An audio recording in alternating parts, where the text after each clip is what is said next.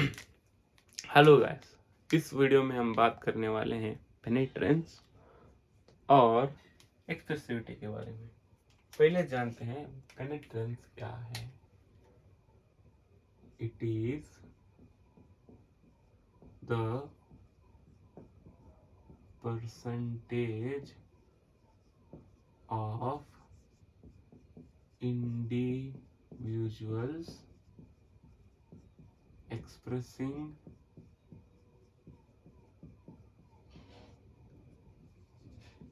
character for particular genotype। ये है definition. I hope आपको डेफिनेशन सुन के कुछ भी समझ में नहीं आया होगा, तो चलिए एक एग्जाम्पल के जरिए समझते हैं। मेंडल ने क्रॉस किया था पी प्लांट्स को। अगर उनका genotype capital T small T था तो हमेशा टॉल होता था, टॉल प्लांट। अगर 100 कैपिटल टी स्मॉल टी वाले जीनोटाइप वाले प्लांट्स होते तो वो 100 भी टॉल होते।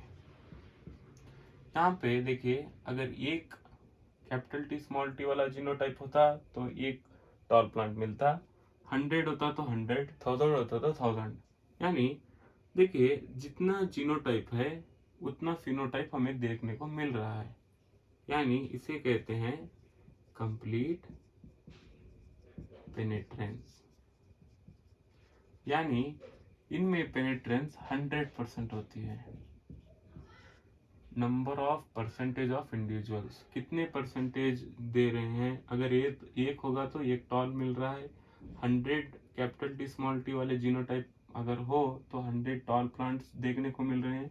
यानी कंप्लीट पेनिट्रेंस है उनमें, और परसेंटेज कितना है, 100% है।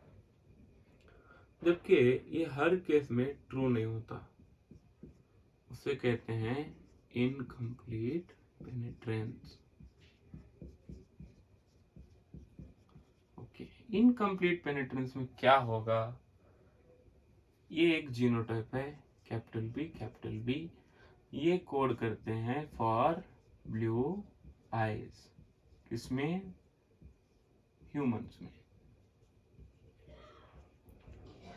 ओके, मान लीजिए 100 इंडिविजुअल्स है कैपिटल बी जीनोटाइप के।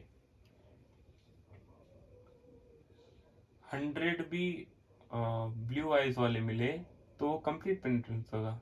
इस केस में क्या होगा, 90 individuals having capital B shows character of blue eyes। बाकी के 10 इंडिविजुअल्स जीनोटाइप होने के बावजूद वो शो करते हैं व्हाइट आईज। देखिए 100, यहाँ पे हमें 100 नहीं मिल रहा है, सिर्फ 90 मिल रहा है।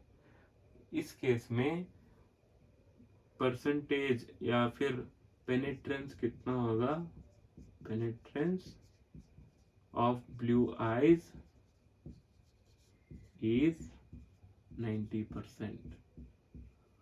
कितना, 90%। 100 इंडिविजुअल्स बी जीनोटाइप वाले, इसमें सिर्फ 90 इंडिविजुअल्स में फिनोटाइप देखने को मिलेगा और 10 इंडिविजुअल्स में उससे रिलेटेड फिनोटाइप हमें नहीं मिलेगा।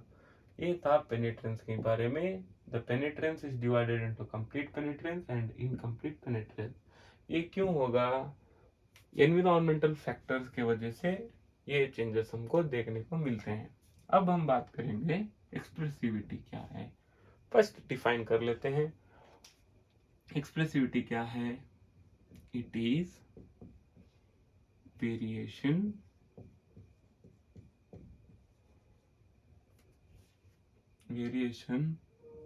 of degree of expression for a particular gene। पेनिट्रेंस में क्या है, ये जो जीन है वो कैरेक्टर को शो ही नहीं करता। लेकिन एक्सप्रेसिविटी में क्या होता है, जो जीन है, मान लीजिए स्मॉल वी, ये एक्सप्रेस तो करता है लेकिन कई सारी डिग्रियों में करता है, अलग अलग डिग्रियों में वो वही कैरेक्टर को एक्सप्रेस करता है। एग्जाम्पल लेंगे, एक एग्जाम्पल के जरिए समझेंगे। Best example for studying of expressivity is vestigial wings in Drosophila.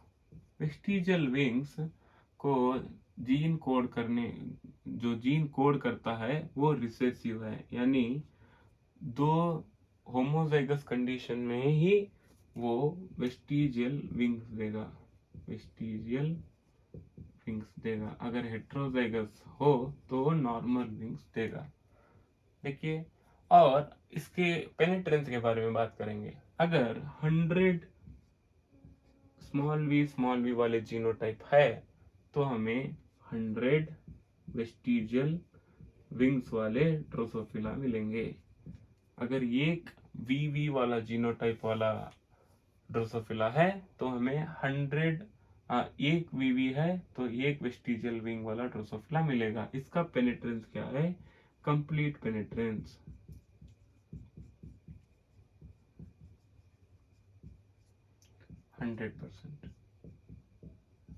Okay, ये तो हो गया। अब एक्सप्रेसिविटी के बारे में देखिए, एक ही जीनोटाइप है और एक ही कैरेक्टर को ये करेगा, वेस्टिजियल विंग्स को, लेकिन इसमें क्या होगा, डिग्री का वेरिएशन होगा।